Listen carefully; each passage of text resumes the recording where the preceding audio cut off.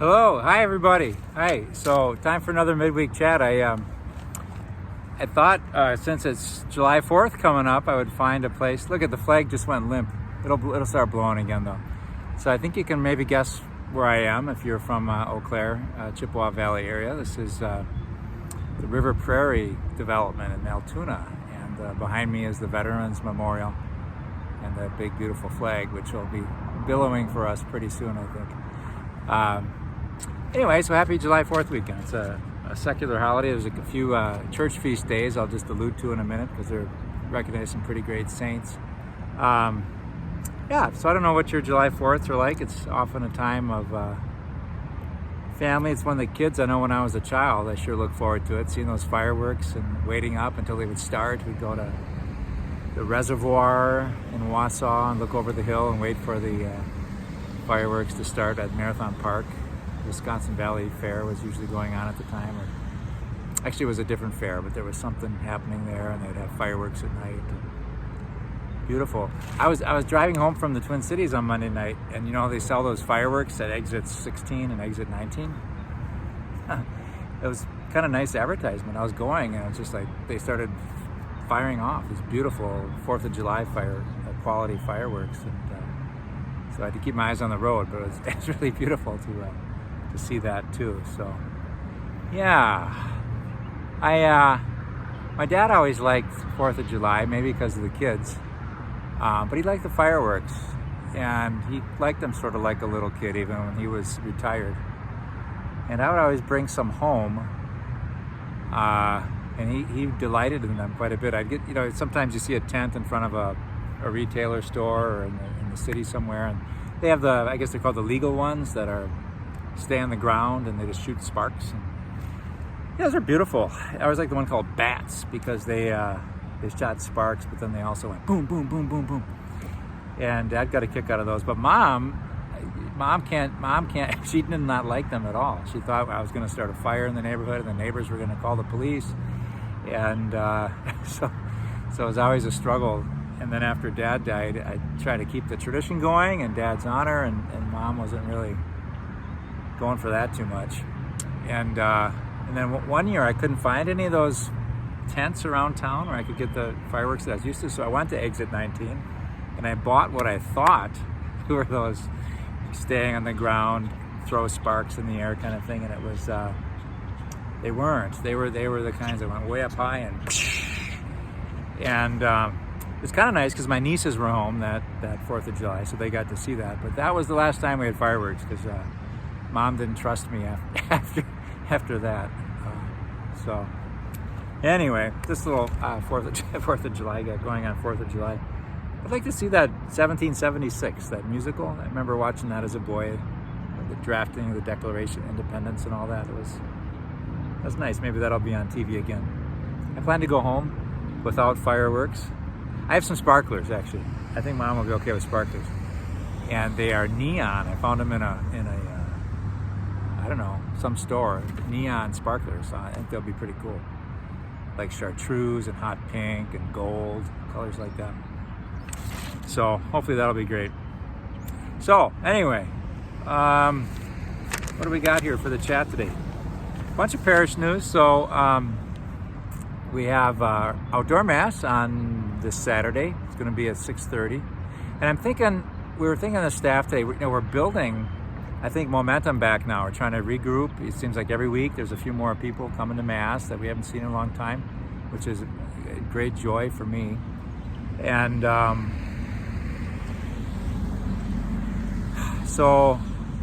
last week the obligation rule went back and forth. The bishop made that announcement and wrote to everybody. And I didn't know if that had much of an effect or not, but it seemed to bump up the numbers.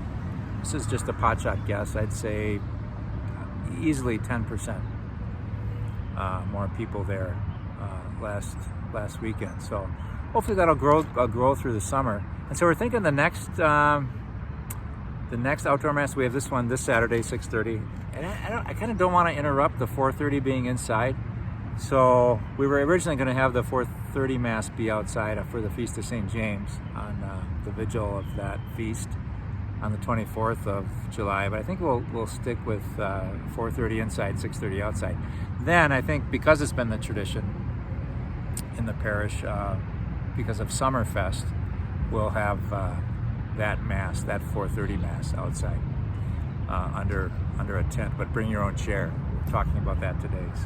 So that's going on. So that's exciting to me. I hope people find their way back to mass. I think over time we'll have to just see, gosh, who haven't we seen in a couple years, and make a few phone calls. Not trying to be intrusive, but just miss seeing you. How are you feeling? Things like that. So anyway, this coming Wednesday, so it's a big announcement. So I've been mentioning here and there that we're going to have this Grace on the Grass, Sacrament of Reconciliation outside. So several of the priests, I think almost all the priests, I think Father Peter, our Regis chaplain, is going to be out of town, but I think the other priests said they could all come on Wednesday, so a week from today. I'm taping this on Wednesday, June 30th. So on July 7th, I think maybe we weren't all on the same page on the staff, so maybe some of you were confused too. So the way it'll be is we'll gather at 7 and actually have a prayer service outside. And I'm thinking outside the front doors of the office building, so where the Last Supper sculpture is. And nothing long, pretty simple. A reading, opening prayer, little preaching, and then I'll have the confessor priests around, and we'll just kind of spread out. Maybe we'll have a couple of them go inside the church, but basically we'll spread out outside.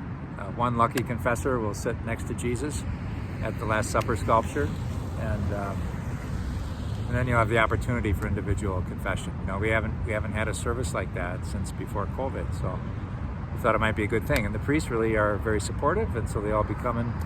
So we'll see. We might have more priests than penitents show up, so we'll see how that goes. Hopefully, I'll send an email out to the area priests and see if they can make an announcement before their masses. We'll call it Grace on the Grass, Sacrament of Reconciliation, July 7th, 7 o'clock. 7/7 at 7. Okay? It's good. Hey, I mentioned there's a couple days. I'm trying to think if there's any other parish news. Let's see. So Elizabeth Ministry, we got some really enthusiastic people that want to be able to really support pregnant women, and as well as single or other, and also newborns, families with newborns. So just have a supportive presence to actually make meals for people, bring them over, helpful things in that kind of regard. The problem, with a lot of these sort of parish initiatives is there's a lot of people that say, yeah, I'd love to help out with that.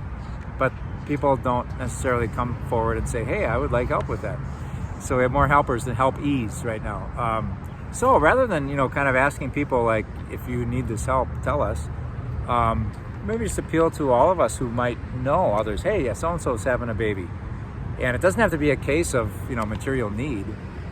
Just this idea that there's a new child coming into the world here, and we know it's a busy, crazy time, and your parish family loves you, and we want to show you some support in that way. So if you know someone who's having a baby, or is going to have a baby, or just had a baby, can you let someone in the office know, and we'll let the right people know, and hopefully make a nice connection that way. Hey, there the flag is flying really nice, huh?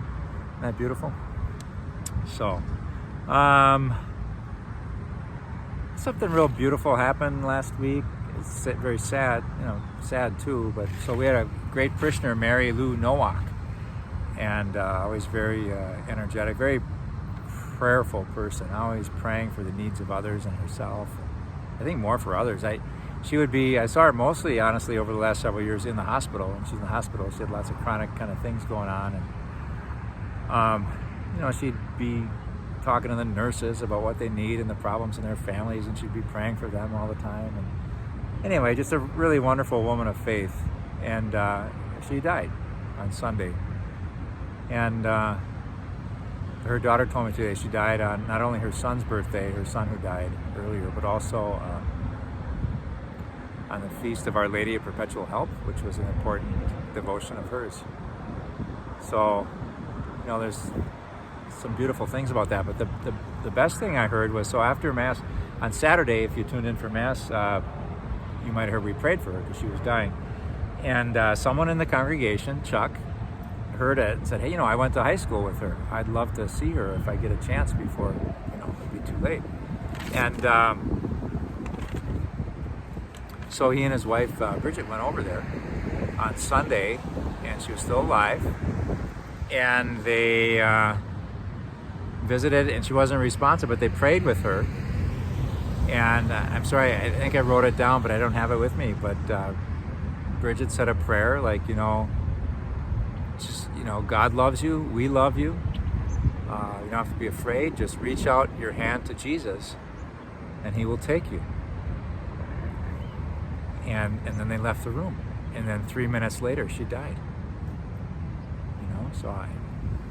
It's just funny how these things come about. They heard it at Mass, and they thought, well, let's try to find out where she is. Let's visit her. And then it just all these little things added up to this really beautiful moment for a faithful passing. So, thanks to Mary Lou for a life of faith. Thanks to Chuck and Bridget for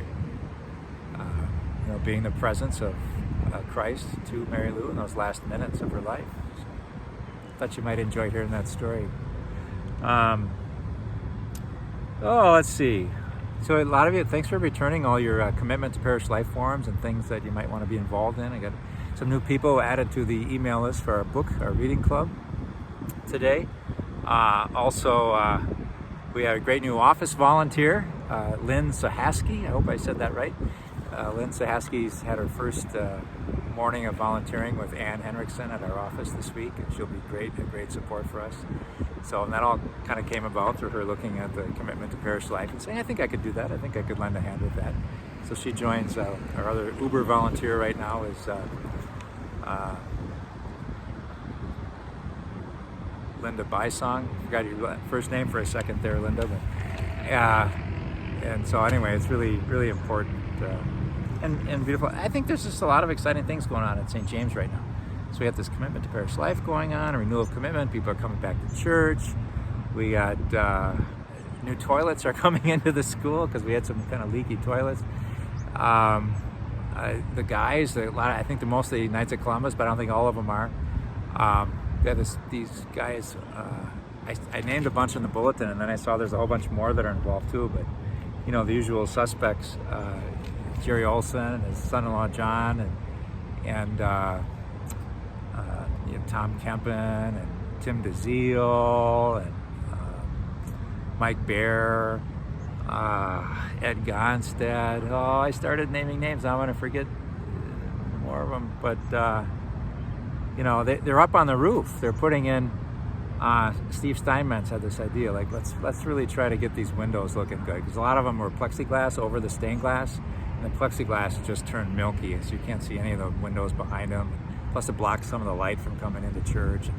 So gradually we've been getting those done, and they're hoping they can finish tomorrow because it's the last day they have this cherry picker crane rented, So anyway, so that's going on. We're going to get new kneelers probably this fall. So the people who have been repairing those kneelers every week will be relieved. Hopefully they'll last a good long while before they need repairs. Some other big thing. Brian waxed the sanctuary, so that's looking like 1961 again, or around the altar, the terrazzo tile. There was something that was going to try to. Oh, the toilets. I think they're going to be done before school starts because that's important. Anyway, those are just physical improvement. That's not the end all be all of things, but it's a sign of people showing up to do the work, and I'm real grateful for that. And for your contributions over the years, and for that last little fundraiser we had when we bought the rectory. It seeded our building project so we could afford to do these things. And the Knights of Columbus throw in for things. They're going to, the hearing loop system, so there's this loop. If you sit within the loop, then you have a T-coil in your hearing aid, then you can, it's like a loudspeaker in your ear. And they're paying to extend the loop so you can sit in more places, not just in this little place. Unfortunately, it means you can sit in the back, but I still encourage you to sit closer front. Last couple of Sundays, by the way, so it'd be nice if we could have, if our ushers would be in place till maybe 5 minutes after Mass starts, because people come in and at maybe 10:03, 10:05 or something, and they come in the back and they look, and it looks full.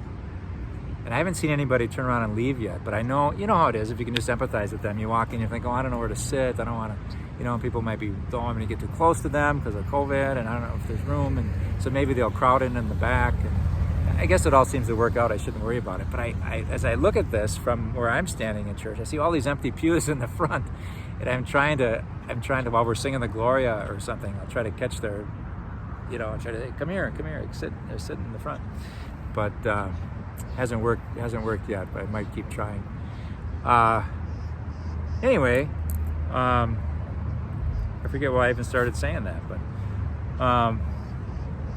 hey, olive oil is coming. Remember a couple of weeks ago, I don't know if I talked about it on the chat or if I just talked about it in the bulletin column, but so this organization that is near and dear to my heart because I volunteered with them when I was in Bethlehem on sabbatical, in Jerusalem, Bethlehem area, Holy Land. People with intellectual disabilities, they gather, they have community, they work together, they make Christmas crafts, many of which we sold last October, November, and we're able to really support their work and their ministry to one another. Anyway, this year, you know, they're having just a heck of a hard time because they also sell their things to local souvenir shops, and there just haven't been any tourists there. So the Christian economy is just really sorely hurting, which I do hope I can get on that pilgrimage in February, by the way, because that'll give a lot of people a boost over there too. But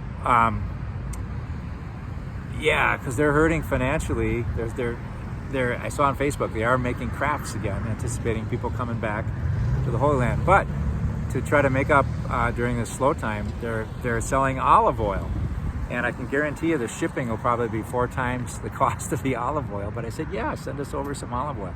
They're going to try to send it what they can in plastic bottles, so it's lighter, but a lot of it they couldn't get the right sizes in plastic, so it'll be glass. So it'll be pretty heavy. And I got an email from DHL Express that it's supposed to arrive on July 6th.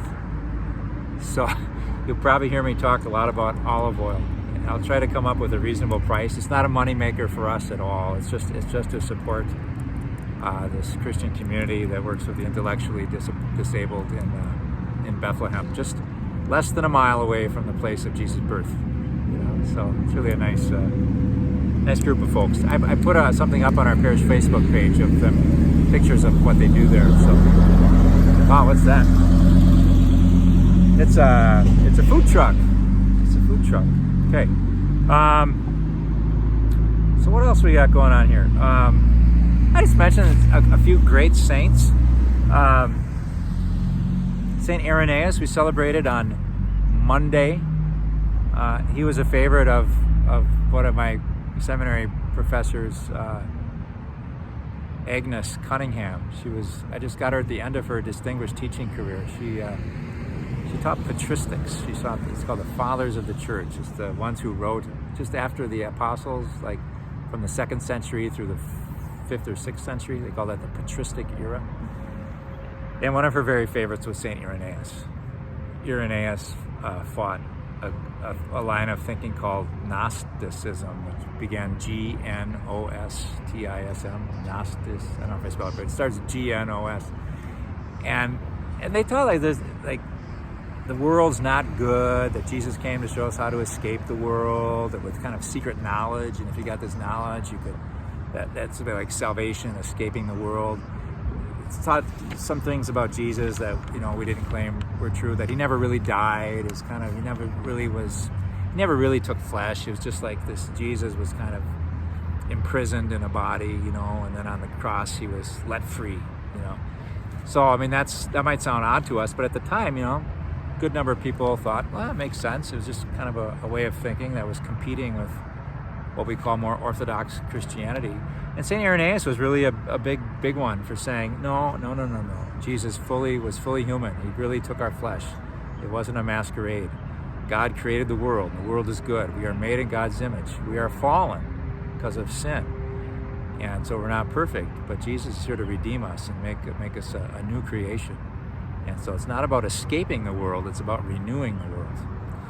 And these kind of ideas, you know, and that's really what took hold in our Christian tradition. So he was a huge figure. And the little phrase he's most famous for, I've been doing these chats for a while, I think I quoted this last year too, but it's, see if you know your Latin, Gloria Dei homo vivens. And it means the glory of God is the human person fully alive. Gloria Dei homo vivens. And I just thought, that's beautiful. That's a nice rule to live by. The human person, the glory of God is the human person fully alive, you know. That, you know, there's a lot of suffering in our world too, but we should never forget that Jesus came that we might have life and have it abundantly. Gospel of John, chapter 10, verse 10. And Irenaeus saw that verse and it really moved him, I think. And so it's not just, you know, it's not just about me being fully alive. That's why we care for one another. That's why we try to. On the bike ride over here, it just felt good. It's a little bit. I don't know if it's about 5 miles or something, but it's like I went by the Pablo Center, the Confluence, and you just see a lot of life. You see a whole line of people fill up their tubes at the pump, you know, because they're going to be tubing down the Chippewa River today on a beautiful summer day. What else did I see?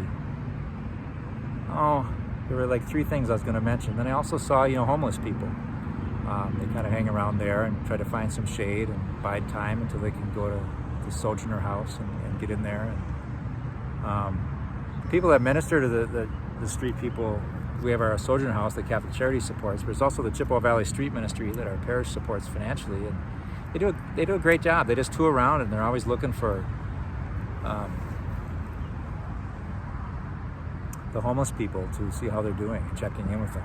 And you know, water is such an important thing right now. To try to buy water, and a lot of the kind of convenience store places aren't downtown anymore. They've all closed up, so it's a bit of a challenge for them. Someone posted, was it Karen? I think I saw on her Facebook posted that someone had died of one of our homeless people, and then Sharon, who was one of our steady volunteers, along with Cindy and some others at Sojourner House, said, "Yeah, you know who that was, Father?" And I said, "No." She said, "Remember that one time you were serving with us a few years ago?" And she said she really wanted to talk to a priest, and we told her you were a priest, and so she kind of talked your ear off. And after our shift, we all went home, and you were still sitting on the bench talking to her. That was her.